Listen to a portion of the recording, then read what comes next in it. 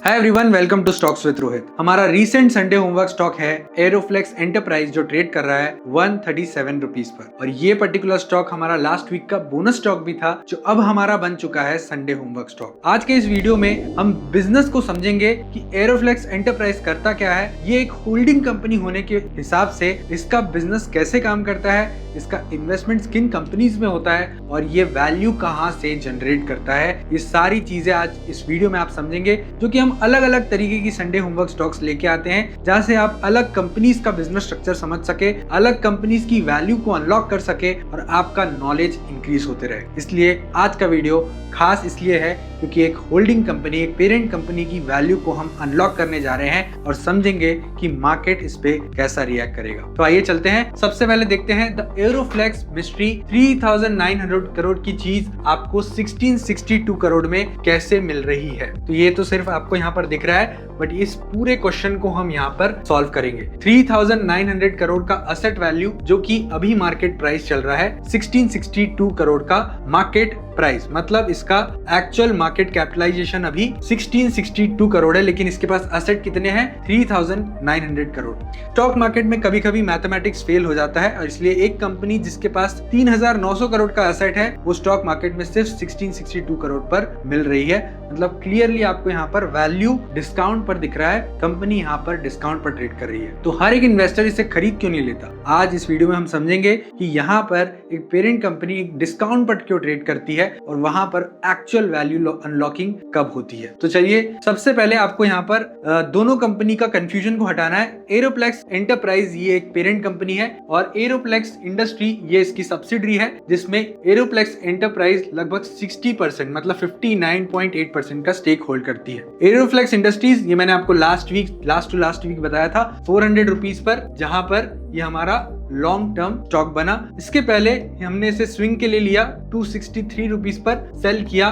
350 पर और वहां से वापस से 400 पर इसे लॉन्ग टर्म के लिए बाय किया। तो एरोफ्लेक्स इंडस्ट्री एकदम अलग है, ये भी एक लिस्टेड कंपनी है और काम क्या करती है? AI data centre, liquid cooling and flexible houses में ये काम करती है। इसमें 59.8% के प्रमोटर जो हैं वो है एरोफ्लेक्स एंटरप्राइज। एरोफ्लेक्स एंटरप्राइज क्या करती है? ये पेरेंट कंपनी है और इसका पहले नाम था सैट इंडस्ट्रीज। नेचर क्या है? डाइवर्सिफाइड बिजनेस है, ट्रेडिंग, मैन्युफैक्चरिंग और इन्वेस्टमेंट से ये इनकम कमाते हैं। आज हम इसका पूरा एनालिसिस करने वाले हैं। होल्डिंग कंपनी का मॉडल आप समझ लीजिए, ये पेरेंट कंपनी है, इसकी 3-4 सब्सिडरी होती है और खुद का एक अलग धंधा होता है। मतलब यहाँ पर सब्सिडरीज जो कमा रही है उनसे इनको कमाई होगी और जो ये इनका एक्चुअल बिजनेस करते हैं वहां से भी इनको कमाई होगी। मतलब क्लियरली होल्डिंग कंपनी का मुख्य काम सिर्फ अपना बिजनेस चलाना नहीं होता है, इसका काम असली दूसरी कंपनीज में वैल्यू अनलॉक करना होता है, साथ साथ में रेवेन्यू को डाइवर्सिफाइड करना। मतलब डिविडेंड इनकम भी मिलेगी, स्टेक सेल करके भी इनकम आएगी, साथ में सब्सिडरी की ग्रोथ भी इनकी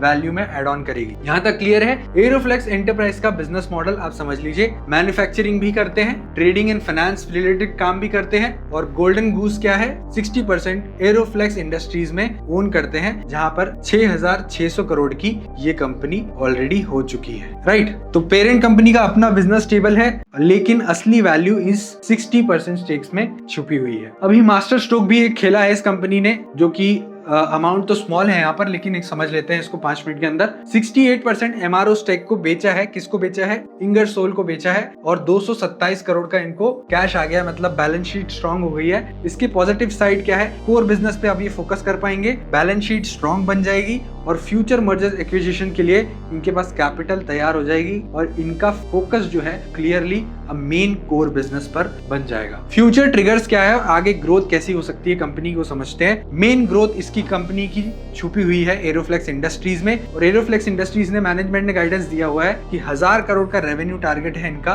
FY29 तक के और 15,000 स्किट कैपेसिटी और एआई डेटा सेंटर। हम सभी को पता है डेटा सेंटर रिलेटेड कंपनी अभी बूम पर है और ये सेक्टर जो है वो बहुत तेजी से बढ़ रहा है। यहाँ पर गवर्नमेंट का इन्वेस्टमेंट भी बहुत तेजी से बढ़ रहा है। तो क्लियरली यहाँ पर ये पर्टिकुलर सेक्टर अभी अगले 10 सालों के लिए आपको एक गोल्डन सेक्टर भी आप इसे बोल सकते हैं। 223 करोड़ का इनको स्टेक सेल करके कैश आ चुका है। और नेक्स्ट है इनका खुद का बिजनेस, मतलब इंजीनियरिंग सर्विस सेगमेंट से इनका जो पैट है वो डबल हुआ है। और एरोफ्लेक्स न्यू मतलब इनका जो पैकेजिंग बिजनेस है वो इसके रिवाइवल प्लान्स भी यहाँ पर आ चुके हैं। अभी वैल्यूएशन का पूरा गणित समझ लेते हैं। एरोफ्लेक्स इंडस्ट्रीज 6,600 करोड़ का है, उसमें 59.8% का स्टेक एरोफ्लेक्स एंटरप्राइज का है, मतलब इनकी वैल्यू कितनी हो गई 3,900 करोड़ की। और एरोफ्लेक्स एंटरप्राइज का भी मार्केट कैप कितना है उनकी प्राइस के हिसाब से 1662 करोड़, मतलब 58% डिस्काउंट पर ये ट्रेड कर रहा है अपनी एनएवी से। मतलब इनका एनएवी है 4,000 करोड़ के ऊपर भी, लेकिन अभी मार्केट कैप क्या है 1662 करोड़। इन्वेस्टर को सब्सिडी के एसेट 58% डिस्काउंट पर मिल रहे हैं। इसी को होल्डिंग कंपनी आर्बिट्रेज कहा जाता है। मतलब यहाँ पर क्लियर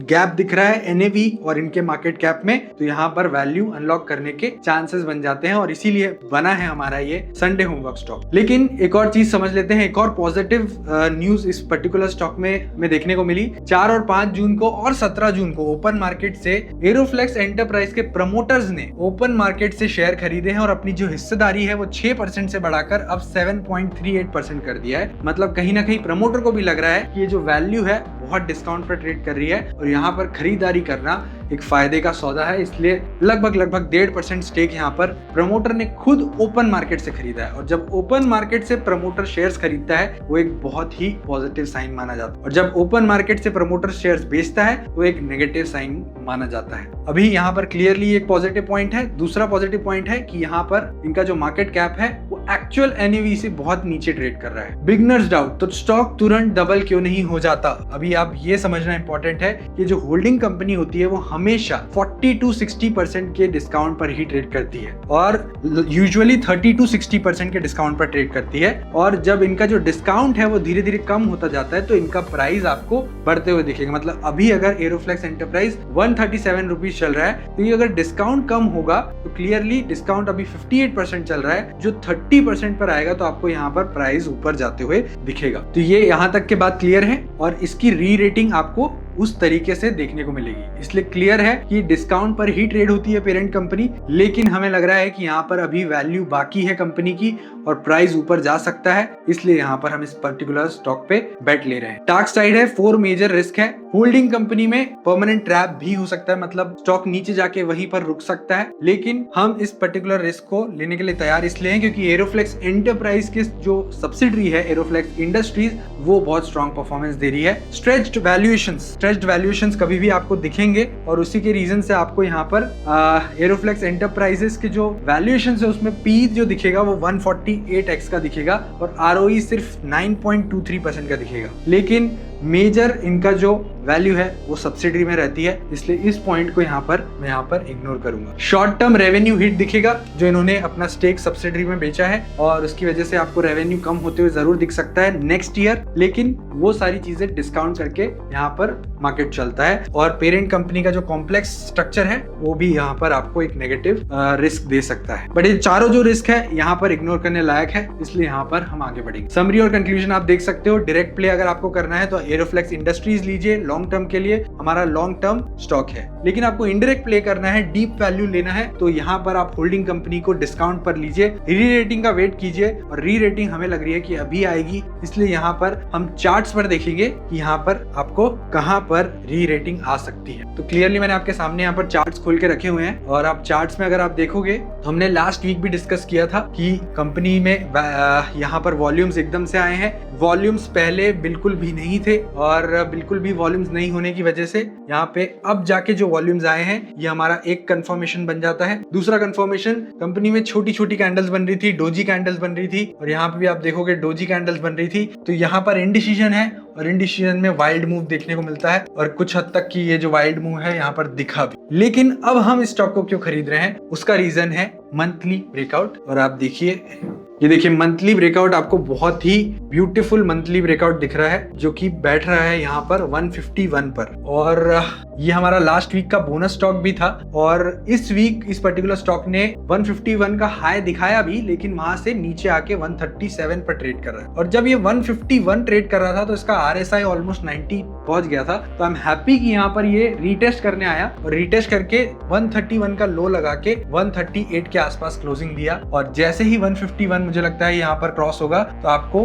175 और 190 के टारगेट्स भी देखने को मिल सकते हैं, क्योंकि ये ब्रेकआउट बहुत ही स्ट्रांग माना जाएगा। क्योंकि यहाँ पर ऑलमोस्ट आप देखोगे तो 2023 से 2026 3 साल के कंसोलिडेशन के बाद यहाँ पर हमें ब्रेकआउट देखने को मिल रहा है। और जब पहले कंपनी ने ब्रेकआउट दिया था इस वैल्यू पे, यहाँ पर 80 रुपए पे ब्रेकआउट दिया था और 80 रुपए से डायरेक्ट यहाँ पर क्लियरली कंपनी 145 के टारगेट्स दिखाए थे। ऑलमोस्ट 80% के टारगेट्स कंपनी ने यहाँ पर हमें दिए थे और यही रीजन है कि हम यहाँ पर इस पर्टिकुलर स्टॉक को खरीद रहे हैं। कंपनी में हम स्टॉप लॉस भी जरूर रखेंगे क्योंकि एक रिस्की बेट है और रिस्की बेट में मार्केट में अभी स्मॉल कैप में गिरावट भी देखने को मिली है। रीटेस्ट करने आया जरूर है, लेकिन यहाँ पर स्टॉप लॉस हम बनाकर बैठेंगे ऑलमोस्ट हमारे 50 EMA को, जो कि बैठा हुआ है 105 रुपए पे। 105 रुपए का स्टॉप लॉस रखेंगे। 137 पे हमारी एंट्री हो रही है और टारगेट्स हमारे हैं 175 और 190 के। तो एरोफ्लेक्स इंडस्ट्री की पूरी कहानी आपके सामने मैंने रख दी। आपको क्या लगता है आप कमेंट सेक्शन में जरूर बताइए और आपको ये वीडियो कैसा लगा ये भी जरूर बताइए और कहाँ पे इंप्रूवमेंट होना चाहिए ये भी मुझे जरूर बताइए। और तब तक कि आप देखते रहिए स्टॉक्स